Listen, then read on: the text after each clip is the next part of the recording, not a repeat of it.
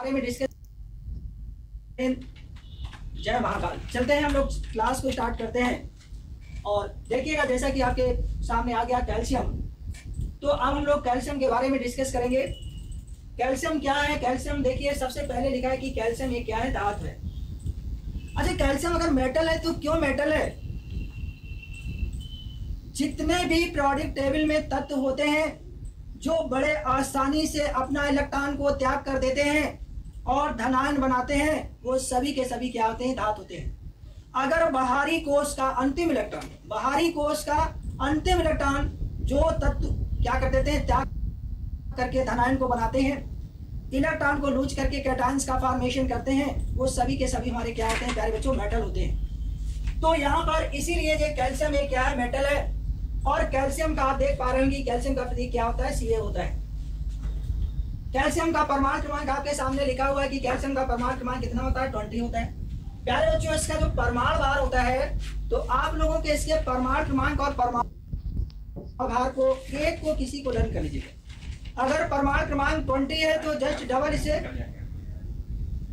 Double उसको क्या करेंगे? हम 40 करेंगे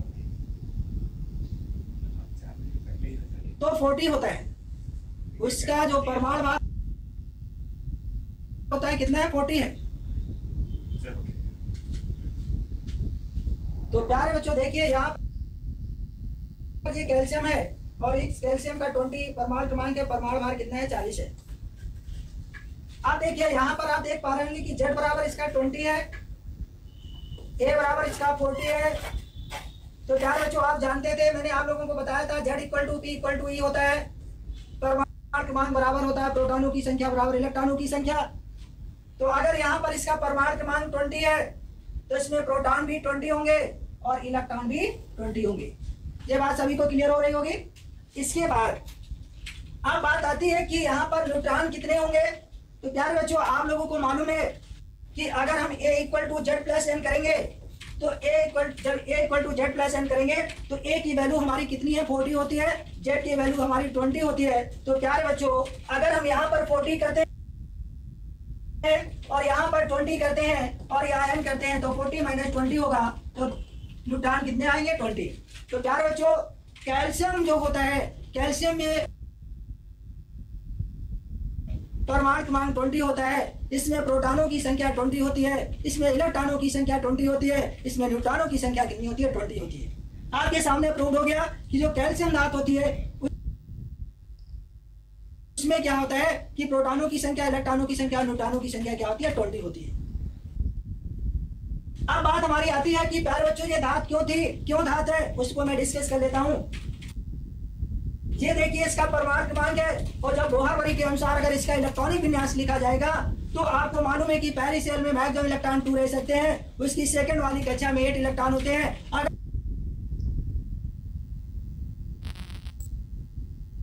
थर्ड वाली कक्षा में 18 होते हैं। अगर 18 इलेक्ट्रॉन कंप्लीट नहीं होते हैं तो उसके नेक्स्ट सेल में को हम 8 सेल से क्या कर लेते हैं? कंप्लीट कर लेते हैं। तो आप देखिए 2, 8, अब फिर हमारी वो ये सेल नहीं कंप्लीट हो रही है तो मिनिमम इलेक्ट्रॉन हम उसकी नेक्स्ट सेल में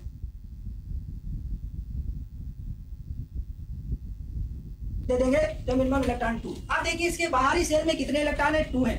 प्यारे बच्चों कोई भी एलिमेंट अपनी स्टेबल होने के लिए, अपनी स्टेबिलिटी को गेन करने के लिए 2 ही कंडीशन उसके पास होती हैं, या तो वो इलेक्ट्रॉन को लूज करता है या तो फिर इलेक्ट्रॉन को वो गेन करता है।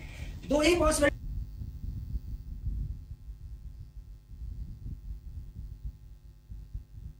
होती है, 2 ही कंडीशन है, या तो इलेक्ट्रॉन को लूज करेगा या तो इलेक्ट्रॉन को गेन करेगा।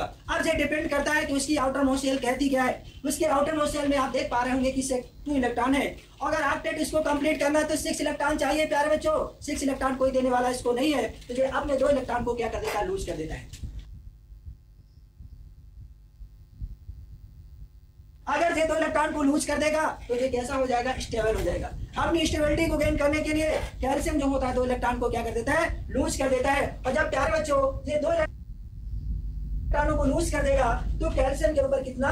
2 पॉजिटिव चार्ज आएगा। मैंने क्या बताया? वो सभी तत्व जो इलेक्ट्रॉनों को लूज करके कैटायंस का फॉर्मेशन करते हैं वो सभी के सभी हमारे मेटल्स होते हैं। यहाँ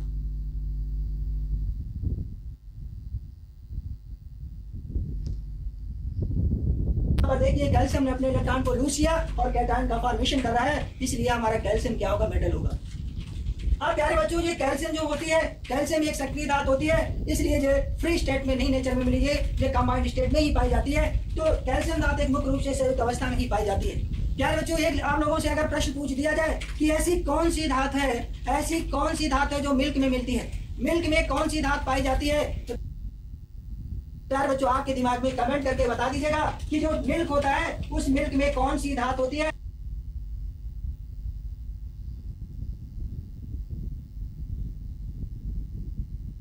कौन सी मेटल होती है, तो प्यारे बच्चों उसमें क्या होती है, कैल्शियम मेटल होती है।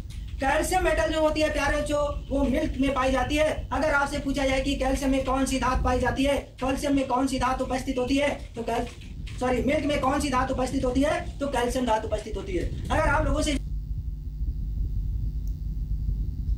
पूछा जाए कि मिल्क में कौन सी धातु उपस्थित होती है, तो कैल्शियम उपस्थित होती है। अब देखिए, अगर आपसे डिस्कस ये कर लिया जाए कि ये जो कैल्शियम धातु होती है हमारे दांतों में, दांतों और हड्डियों में भी पाई जाती है, बट जो दांत और हड्डियों में ये किस रूप में पाई जाती है, ये कैल्शियम फास्फेट के रूप में पाई जाती है। कैल्शियम धातु हमारे दांतों और हड्डियों में कैल्शियम फास्फेट के रूप में पाई जाती है। अगर आपसे पूछा जाए कि मनुष्यों के दांतों और हड्डियों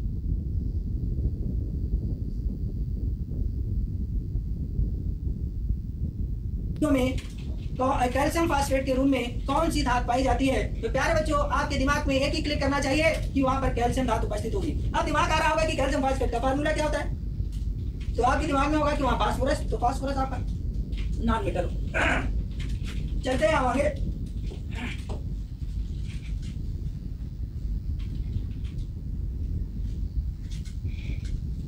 कैल्शियम के प्रमुख खनिज निम्न है। प्यारे बच्चों देखिए, कैल्शियम किस किस रूप में पाई जाती है, कैल्शियम धातु कार्बोनेट के फॉर्म में पाई जाएगी, सल्फेट के रूप में पाई जाएगी, फास्फेट के रूप में पाई जाएगी और फ्लोराइड के रूप में पाई जाएगी। ये जो है ये कैल्शियम के प्रमुख खनिज है, मतलब इस रूप में ये पाई जाती है, जैसे संगमरमर, चूने पत्थर, चौक, मिट्टी तथा डोलोमाइट। अब एक आपसे प्रश्न पूछ लिया जाता है कि जो डोलोमाइट होता है, डोलोमाइट किसका खनिज है, तो डोलोमाइट जो होता है ये कैल्शियम का खनिज है। किसका खनिज है, कैल्शियम का खनिज है। तो प्यारे बच्चों यहाँ पर कार्बोनेट के फॉर्म में, सल्फेट के फॉर्म में भी ये पाई जाती है, जैसे यहाँ पर आपका जिप्सम लिखा हुआ है, ये क्या है, जिप्सम है। अब फास्फेट के रूप में मैंने बताया था कि दांतों और हड्डियों में पाई जाती है, तो देखिए दांतों और हड्डियों में जो फास्फेट के रूप में इस तरीके से पाई जाती है। फ्लोराइड फॉर्म में कैसे पाई जाती है, तो फ्लोराइड फॉर्म में आप देख पा रहे होंगे कि कैल्शियम फ्लोराइड किससे पाई जाती है। तो ये जो हमारी कैल्शियम धातु होती है, कैल्शियम धातु मुख्यतः यहाँ पर आपको देखा गया कि आप देखेंगे कि कैल्शियम कार्बोनेट के फॉर्म में पाई जाती है, तो वो कार्बोनेट रूप हो गया उसका। अगर मान लीजिएगा आपका फ्लोराइड, तो कैल्शियम फ्लोराइड हो गया। अगर आपसे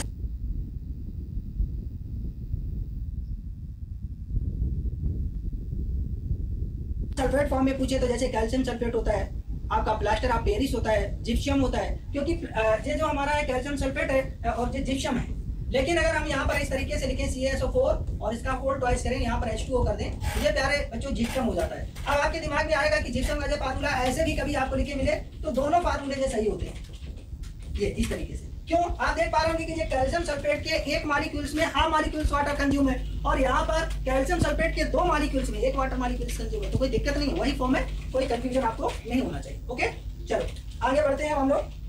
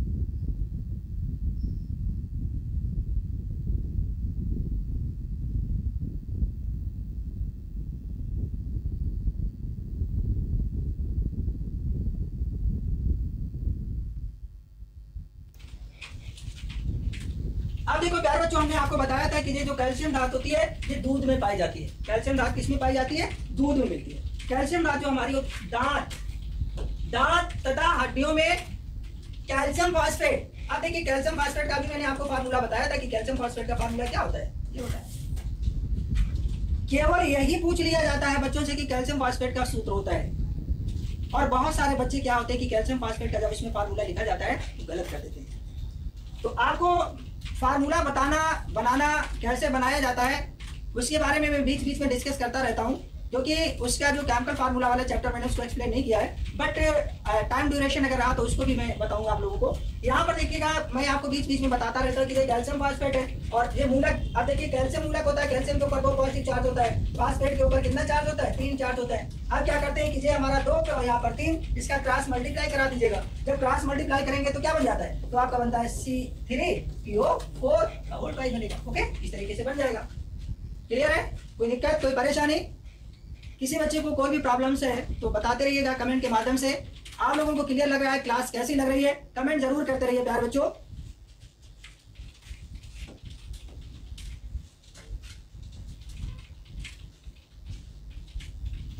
अब देखिए इसकी कैल्शियम धातु की कुछ प्रॉपर्टीज के बारे में हम लोग डिस्कस करेंगे। कैल्शियम धातु जो होती है चांदी की बात सफेद, चमकदार, कोमल और आघात वर्धनी होती है। अब आघात वर्धनी, आपके दिमाग में एक पॉइंट बात आ रहा होगा कि आघात वर्धनी, आघात वर्धनी का प्यारे बच्चों मतलब होता है कि अगर हम इसको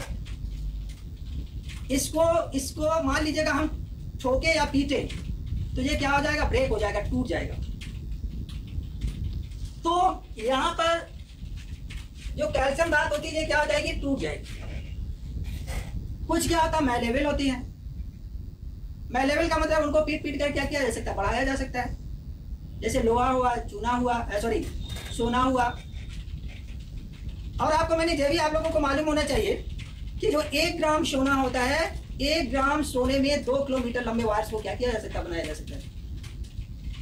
तो इतने उसमें क्या होता है, पतले वायर्स को बनाया जा सकता है। अब नेक्स्ट पॉइंट है कि वायु में गर्म करने पर यह जलकर कैल्शियम ऑक्साइड तथा कैल्शियम नाइट्राइड को बनाता है। प्यारे बच्चों, जब ये कैल्शियम धातु को हम वायु में जलाते हैं तो अब देखिए हमारी कैल्शियम धातु मेटल है और अब एटमॉस्फेयर में ऑक्सीजन है, उसके संपर्क में आएगी तो ये जल के क्या बना, कैल्शियम ऑक्साइड। अब देखिए कैल्शियम ऑक्साइड जो होता है, ये इसको क्या होता है कि इस कैल्शियम ऑक्साइड को क्विकलाइन भी कहते हैं। क्या कहते हैं, क्विकलाइन भी कहते हैं। क्या कहते हैं, क्विकलाइन। इसको बोला जाता है बिना बुझा चूना। क्या बोला जाता है, बिना बुझा चूना। ये जो हमारा होता है इसको बिना बुझा चूना बोलते हैं। जो हमारा कैल्शियम ऑक्साइड होता है उसको बिना बुझा चूना भी बोला जाता है। अब मोस्टली बच्चों से बोला जाता है कि बिना बुझा हुआ चूना है, या कैल्शियम क्विकलाइन का सूत्र होता है, या चूने का सूत्र होता है। तो प्यारे बच्चों, चूने का फार्मूला पूछा जाए या क्विकलाइन का फार्मूला पूछा जाए या बिना बुझे हुए चूने का फार्मूला पूछा जाए तो ये आपका जो होता है वो ये आपका कैल्शियम ऑक्साइड होता है। ओके, अब देखिए यहाँ पर कैल्शियम जब नाइट्रोजन से रिएक्शन करती है तो ये आपका कैल्शियम नाइट्राइड होता है। क्या बनता है, कैल्शियम नाइट्राइड। ओके, तो ये बात आप लोगों को क्लियर हो गई होगी। अब हम लोग चलते हैं आगे बढ़ते हैं।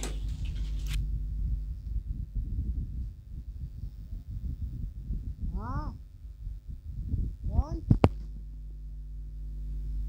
हाँ सज्जन आ रहा।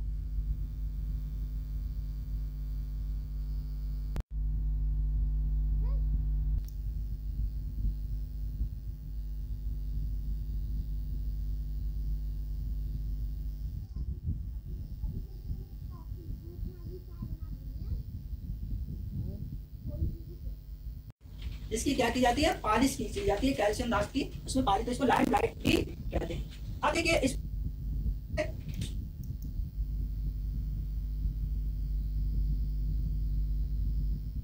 कैल्शियम कार्बोनेट को कितने नामों से जाना जाता है, जल्दी से कमेंट करके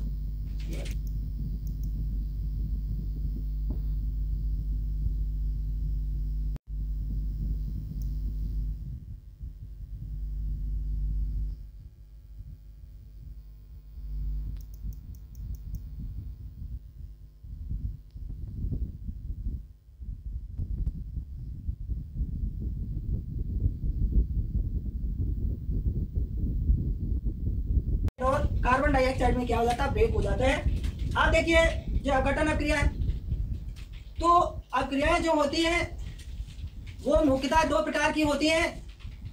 एक होती है हमारी रिवर्सिबल अक्रिया और एक होती है इरिवर्सिबल अक्रिया। कुछ अक्रियाएं हमारी होती है उत्क्रमणीय अक्रियाएं, कुछ होती है अनुत्क्रमणीय अक्रियाएं। अनुत्क्रमणीय अभिक्रिया का मतलब प्यारे बच्चों ये होता है कि रिवर्सिबल रिएक्शन का मतलब ये होता है कि अगर कोई रिएक्शन एक बार हो गई तो उसको हम दूसरी बार रिएक्टेंट में क्या नहीं कर सकते हैं, ब्रेक नहीं कर सकते हैं, कम बैक डायरेक्शन में वो नहीं जा सकती है। इसका मतलब वो हमारे के सभी केमिकल चेंजमेंट होते हैं, परमानेंट रिएक्शन होती है, परमानेंट चेंजमेंट है। दूध से दही बना,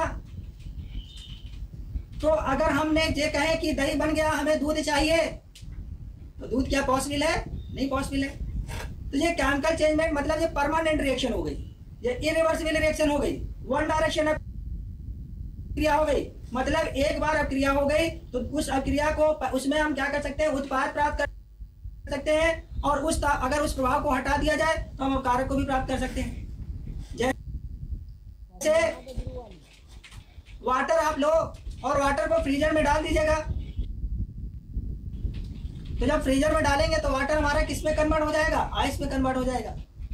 तो आइस में जब कन्वर्ट हो गया तो उसकी स्टेट चेंज हो गई, कोई नया यौगिक या नया कोई कंपाउंड नहीं बना है, कोई नया पदार्थ नहीं बना है। वो नया पदार्थ नहीं बना है, उस पदार्थ की, उस मैटर की, उस सब्सटेंस की क्या अवस्था परिवर्तित हो गई है। अगर हम चाहें फ्रीजर से आइस को हटा लेंगे, वो पुनः हमारी किस में आ जाएगी? लिक्विड स्टेट में, फिर वाटर में कन्वर्ट हो जाएगी। ये हमारा फिजिकल चेंजमेंट भौतिक परिवर्तन होता है, मतलब ये हमारी रिवर्सिबल अक्रिया है। जो अक्रियाएं हमारी दोनों डायरेक्शन में चलती हैं, दोनों दिशाओं में संपन्न हो सकती हैं, उन सभी अक्रियाओं को हम क्या कहते हैं? रिवर्सिबल अक्रिया। और जो केवल वन डायरेक्शन होती है उसको क्या बोलते हैं? Irreversible reaction. तो ये जो हमारी अक्रिया है दोनों डायरेक्शन में पॉसिबल है। ओके, चलो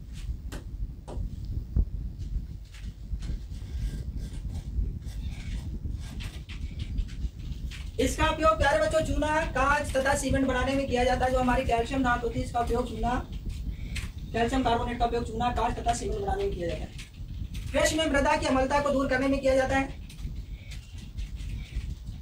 अगर हमें कृषि की जो अम्लता होगी, एसिडिटी होगी, उसको दूर करने में हम इसको क्या करते हैं? उपयोग करते हैं।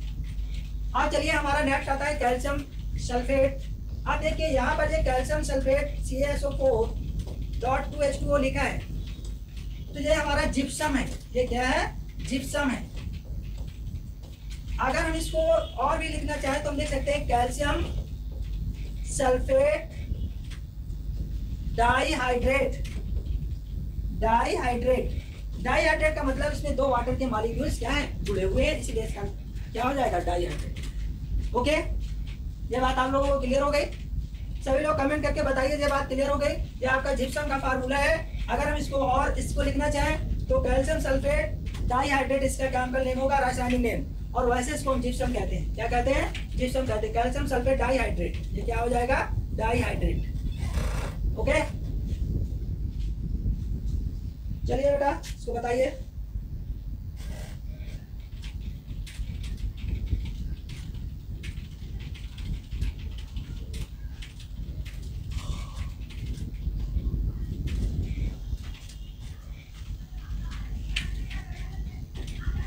आगे बढ़ते हैं।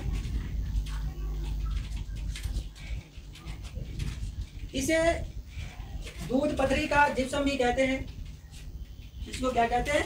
दूध पथरी का जिप्सम भी कहते हैं। जिप्सम तो पहले भी मैंने बताया था, लेकिन इसको दूध पथरी का जिप्सम भी कहते हैं। ताप का प्रभाव प्यारे बच्चों, ये जो हमारा जिप्सम होता है, इस जिप्सम को अगर हम क्या करेंगे? गर्म करेंगे, तो जब हम इसको गर्म करते हैं 100 डिग्री सेल्सियस, तो यहाँ पर जो आपका प्लास्टर ऑफ पेरिस बनता है। क्या बनता है? Plaster of Paris. और साथ में 3 वाटर मॉलिक्यूल्स क्या हो जाते हैं? रिमूव हो जाते हैं। तो ये आपका था क्या? ये आपका जिप्सम था, और जिप्सम से आपका क्या बन गया? जिप्सम से आपका क्या बन गया? ये जिप्सम से आपका बन गया प्लास्टर ऑफ पेरिस। तो ये हमारा जिप्सम था। जिप्सम को जब मैंने हीट किया तो प्लास्टर ऑफ पेरिस में क्या हो जाता है? कन्वर्ट हो जाता है। चाक की बट्टियां वह सीमेंट बनाने में इसका प्रयोग किया जाता है। ये जो हमारा कैल्शियम सल्फेट होता है, इसको चाक की बट्टियां या जिप्सम या सीमेंट बनाने में भी इसका उपयोग किया जाता है। ओके, चलो आगे बढ़ते हैं।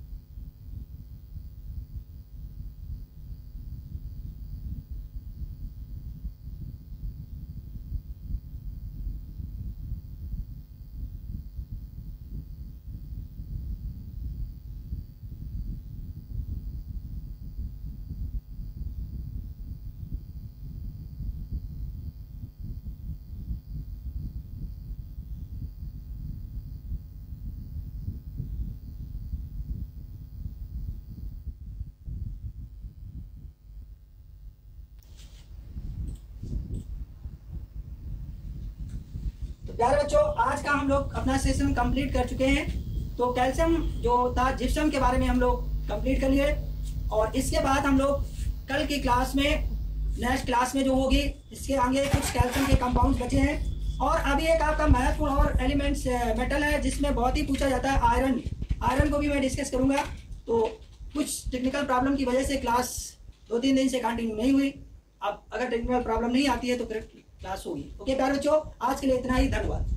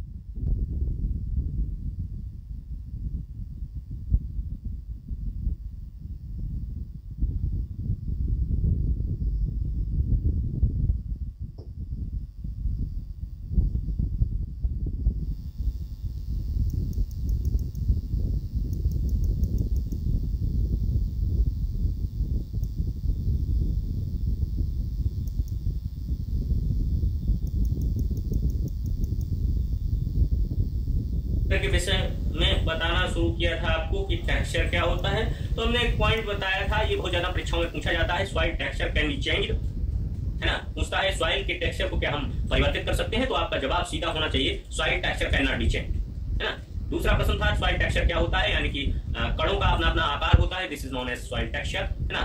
एक निश्चित आकार, जैसे कि हम बताएं अगर सॉइल टेक्सचर में, तो ग्रेवल्स मोर देन 2 मिलीमीटर, उसके बाद porous sand, fine sand, silt, clay, है ना। ये टेक्सचर में अगर हम देखें, है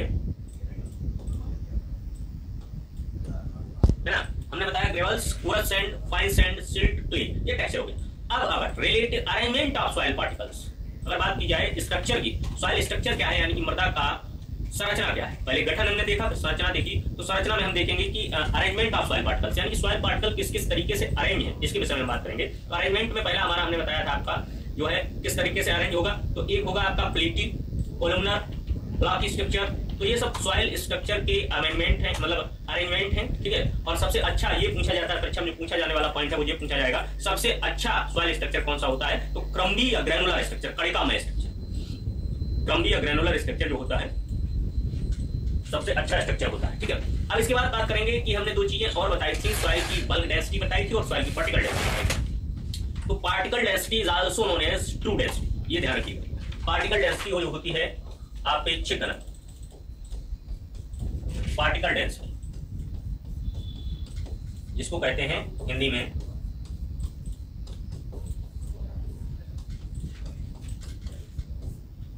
देखिए, डेंसिटी इक्वल टू होता है m/v, मास बटे वॉल्यूम। डेंसिटी इक्वल टू होता है मास बटे वॉल्यूम, ठीक है। तो अपेक्षित घनत्व हमने बताया पार्टिकल डेंसिटी। इसके बाद पार्टिकल डेंसिटी जो होती है वो ट्रू डेंसिटी, इसको सत्य घनत्व कहते हैं। क्या कहते हैं, ये भी पूछा जा सकता है। सत्य घनत्व कौन सा होता है मृदा का, तो सत्य घनत्व होता है आपका जो वो पार्टिकल डेंसिटी होती है, और पार्टिकल डेंसिटी जो होती है 2.65 घन सेंटीमीटर क्यूब, ये होती है, ठीक है। ये पार्टिकल डेंसिटी हो गई, ग्राम सेंटीमीटर क्यूब होती है, ठीक है। अब अगर हम बात करें बल्क डेंसिटी, तो बल्क डेंसिटी विद्यार्थियों आपकी होती है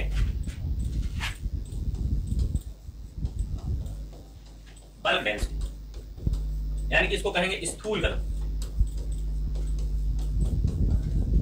स्थूल घनत्व, अब देखिए स्थूल घनत्व में अगर हम कहें तो हम कह सकते हैं स्थूल घनत्व is half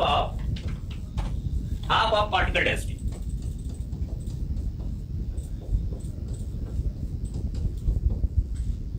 it is half of particle density. ये बल्क डेंसिटी जो होती है स्थूल घनत्व, ये हमेशा आधा होता है किसका, पार्टिकल डेंसिटी का। जैसे 2.65 है, अब इसका अगर आधा करेंगे तो 2 एकम 2, 3 और 0.3 ये हो गया। यानी कि ये जो होती है, अगर हम ऐसे भी बता दें तो 1.33 ग्राम पर सेंटीमीटर क्यूब है ना।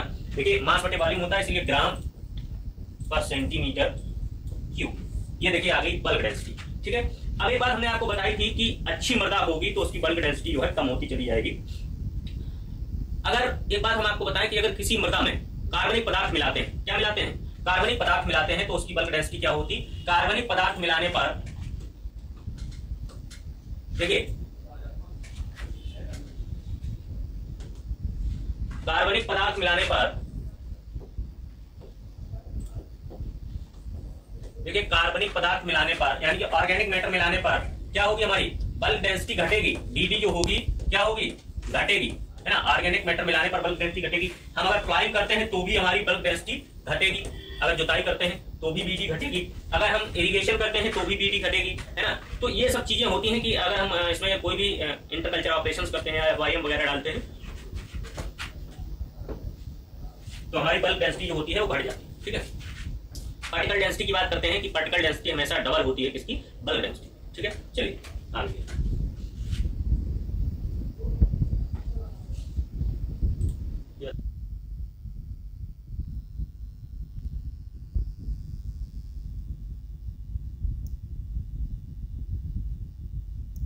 तो इसके बाद आज बात करेंगे हम आपको पोर स्पेस के विषय में। किसके विषय में बताएंगे, पोर स्पेस। देखिए पोर स्पेस होता क्या है। पोर स्पेस के बारे में अगर हम बताएं आपको तो जैसे ये कोई आयतन है, वॉल्यूम है, और इसमें ये क्या है, सॉइल के पार्टिकल्स क्या है, ये सॉइल के पार्टिकल्स, ठीक है, सॉइल पार्टिकल्स। अब इन सॉइल पार्टिकल्स के बीच में जो स्थान है ये, this is known as pore space. और कितना भी कंपैक्ट सॉइल को कर लीजिएगा पोर स्पेस बना ही रहेगा। इसी को हम कहते हैं रंध्रावकाश, रंध्रावकाश,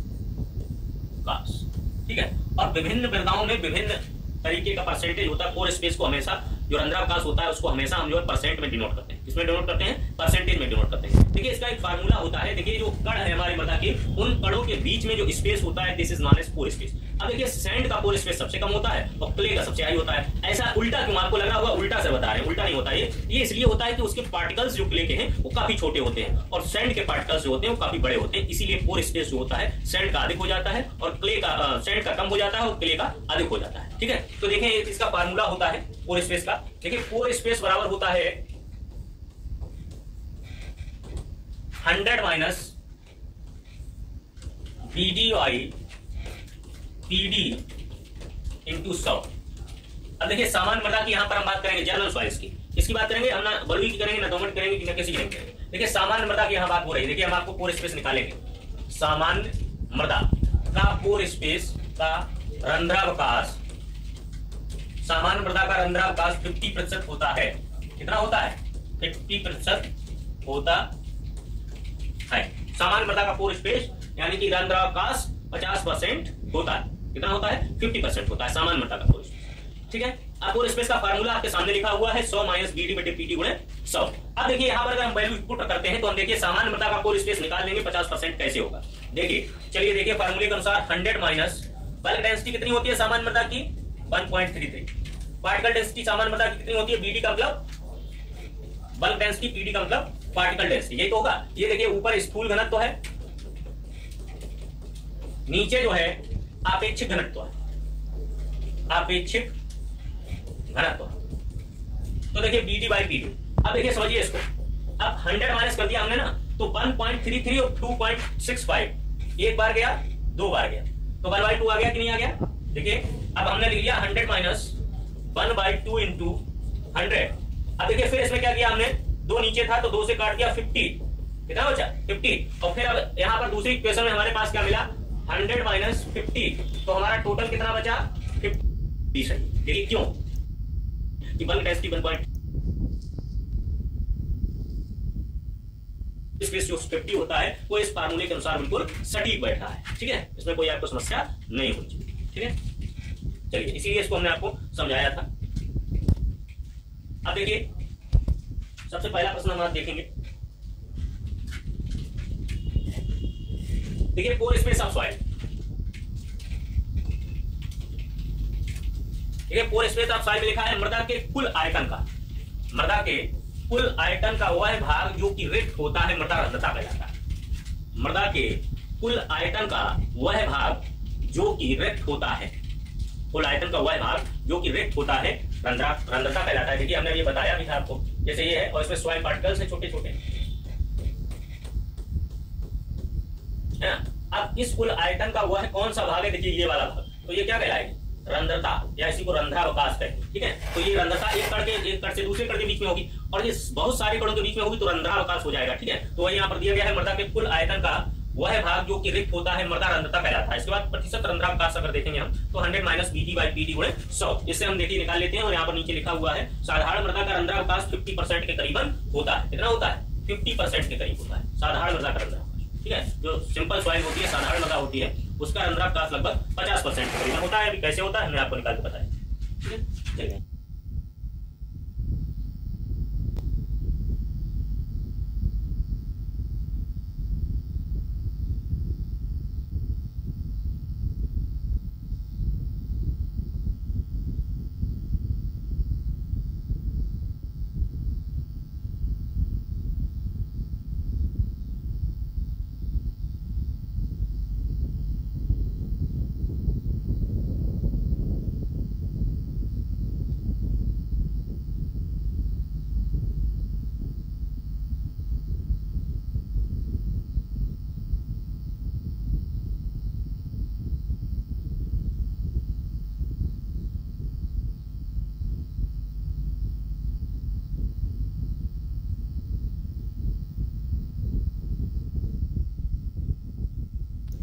देखिए विभिन्न मृदाओं में रंध्रावकाश की मात्रा दी गई है, परसेंटेज मात्रा दी गई है, डायरेक्ट वैल्यू यहाँ पर आपको दी गई है। ठीक है, वैसे तो निकालनी पड़ती है, लेकिन अगर BD PD पता हो तभी निकाल पाएंगे, लेकिन सीधे सीधे आप याद कर लीजिएगा कि डायरेक्ट याद कर लीजिए, वहाँ निकालने का समय ना खर्च करिएगा, क्योंकि पॉइंट में वैल्यू होती है पर उसमें कैलकुलेशन ज्यादा करना पड़ता है। आप डायरेक्ट याद कर लीजिए। देखिए हमने बताया सबसे कम किसकी है, बलुई की क्या है, सबसे कम, और क्ले की क्या हमने बताई थी, चिकनी या क्ले इसी को कहते हैं, सबसे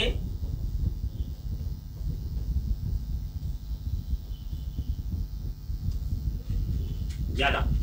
ठीक है, अभी हमने निकाली थी 50 लगभग सामान्य मृदा की थी। सामान्य का मतलब दोमट के इधर उधर की, यानी कि दोमट की भाई बहन। ठीक है, वो सामान्य मृदा हो गई। दोमट मृदा को ही वैसे सामान्य मृदा कह दिया जाता है, उसी के आसपास की रेंज को। अब देखिए बलुई की हो गई पोर स्पेस 30%, बलुई दोमट, देखिए बलुई तो ही है, अगर इसमें साथ में दोमट आ गई तो 35, और दोमट बलुई तो 40%, यानी कि दोमट डोमिनेंस है। देखिए बलुई दोमट में डोमिनेंसी किसकी है, बलुई की है। बलुई जो है ये डोमिनेंट है, प्रभावशाली है। डोमिनेंट का मतलब प्रभावी, और यहाँ पर प्रभावी अगर देखेंगे तो दोमट प्रभावी। क्या प्रभावी, दोमट प्रभावी, बात समझिएगा। अब यहाँ पर दोमट ही है, यहाँ पर चिकनी दोमट है ना। दोमट में क्या है, चिकनी प्रभावी है, तो इसलिए यहाँ देखिए दोमट से चिकनी दोमट हुई तो भी बड़ी, और यहाँ पर चिकनी हुई तो 55%, यानी कि हाईएस्ट पोर स्पेस है। ठीक है, 55%। इसका देखिए 45 है, इसका 50 है। ठीक है, तो इस तरीके से आपको जो है याद कर लेना है, एक बार देख लीजिएगा।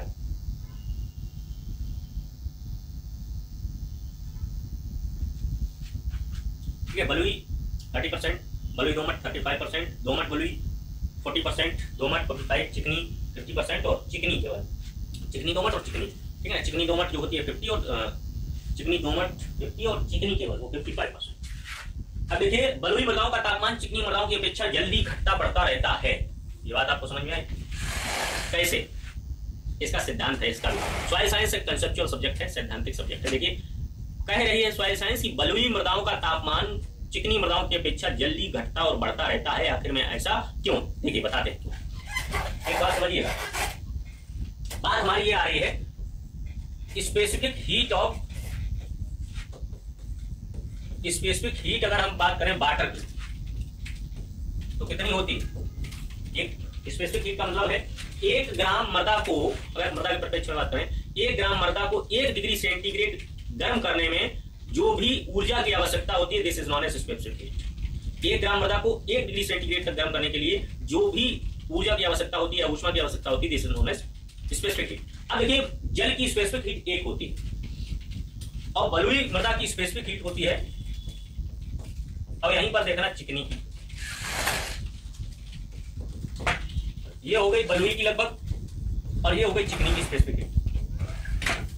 ठीक है, अब देखिए, वाटर की स्पेसिफिक हीट 1 है, बलुई मृदा की 0.965 है और चिकनी की 0.2055। अब पूछा जाता है कभी कभी कि पानी और मृदा में जल्दी गर्म और ठंडा कौन होगा? तो जल्दी गर्म और ठंडी होगी मृदा। कौन होगी? मृदा होगी। और इस मृदा में भी जिसकी स्पेसिफिक हीट कम होगी वो उससे भी ज्यादा गर्म ठंडी होगी। देखिए, पानी ज्यादा गर्म ठंडा होगा तेजी से कि मृदा? तो मृदा क्या होगी? मृदा।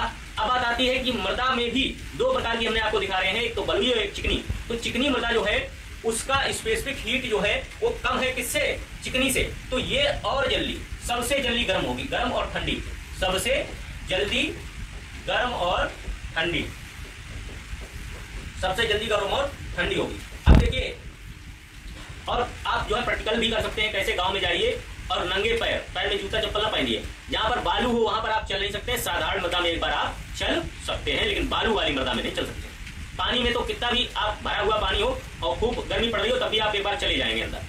बालुई मृदा में आप बिना जूते चप्पल पहने चल ही नहीं सकते, ठीक है, क्योंकि ये बहुत जल्दी गर्म और ठंडी होती है, और ठंडी भी बहुत ज्यादा होती है। जब आप गर्मियों में जाएंगे तो बालू के किनारे वाले तरबूज के सामने जो है फ्रिज फेल होता है, इतना ठंडा तरबूज होता है, बढ़िया, ठीक है। तो एकदम से ठंडी भी हो जाती है, एकदम से गर्म भी हो जाती है, ठीक है। तो ये कॉन्सेप्ट होता है, हमने आपको स्पेसिफिक हीट के विषय में बताया, ठीक है। चलिए अब देखिए, मिट्टी की विशिष्ट ऊष्मा की बात यहाँ पर देखिए आ भी गई है। लिखा था पहले, बलुई मृदाओं का तापमान चिकनी मृदाओं की अपेक्षा जल्दी घटता और बढ़ता है, घटता बढ़ता है, ठीक है। तो ये बात हमने बताया क्यों घटता बढ़ता है बलुई मृदाओं का, क्योंकि बलुई मृदाओं की स्पेसिफिक हीट यानी विशिष्ट ऊष्मा जो होती है वो कम होती है अपेक्षाकृत चिकनी मृदाओं की, ठीक है। इसीलिए ठंडी जल्दी होती है और जल्दी ही गर्म हो जाती है। अब यहाँ पर बात करी जा रही है विशिष्ट ऊष्मा की यानी कि स्पेसिफिक हीट की, मिट्टी की स्पेसिफिक हीट।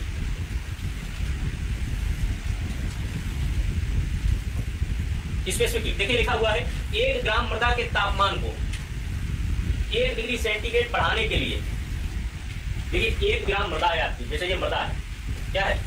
मृदा, और इसका वजन कितना है? 1 ग्राम, 1 ग्राम मृदा। और इसका टेम्परेचर अगर हमें बढ़ाना है, कितना?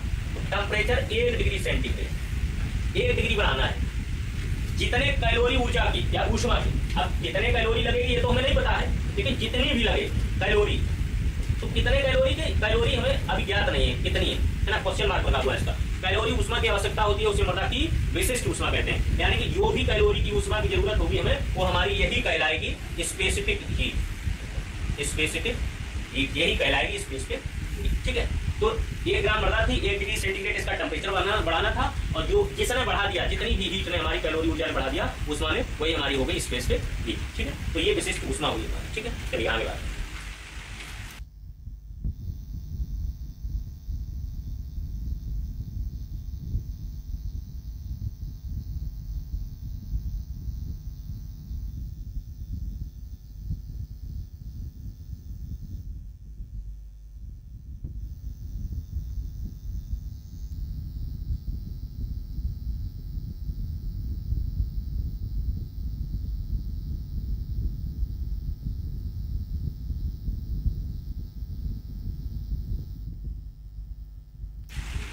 अगला है सूखी मिट्टी की विशिष्ट ऊष्मा पानी की 1/5 होती है, यानी कि सूखी मिट्टी, ड्राई सॉइल्स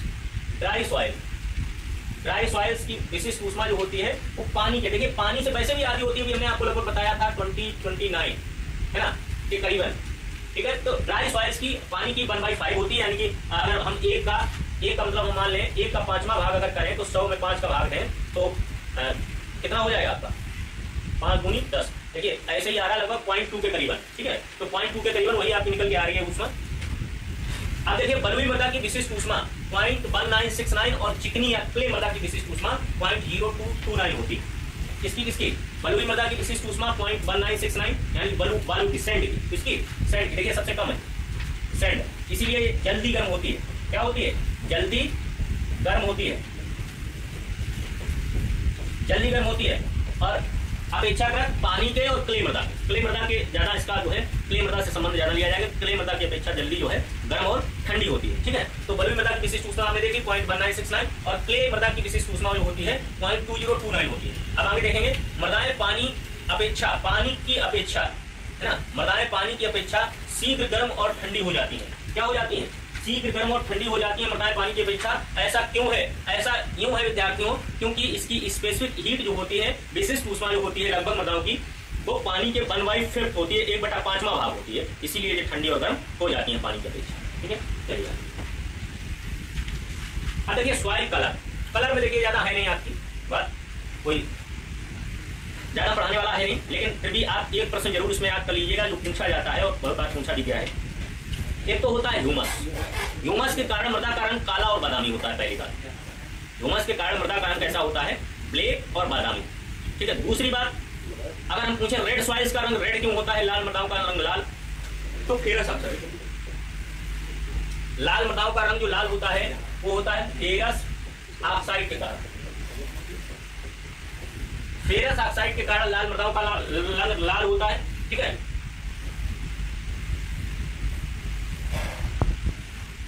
देखिए यहाँ पर कुछ करेक्शन होना है, यहाँ पर आप जलीय आयरन ऑक्साइड होना चाहिए। देखिए फेरस ऑक्साइड के कारण तो लाल होता है रंग, और जलीय आयरन ऑक्साइड के कारण जो है पीला होता है। मृदाओं का रंग जो पीला होता है वो जलीय आयरन ऑक्साइड होती है। क्या होती है? यहाँ पर जो है आप लोग लीजिएगा जलीय आयरन ऑक्साइड, है ना। कैसी आयरन ऑक्साइड? जलीय आयरन ऑक्साइड के कारण मृदा का रंग क्या होता है? पीला, और ह्यूमस की मात्रा के कारण मृदा का रंग काला और बादामी होता है, और फेरस ऑक्साइड के कारण मृदा का रंग होता है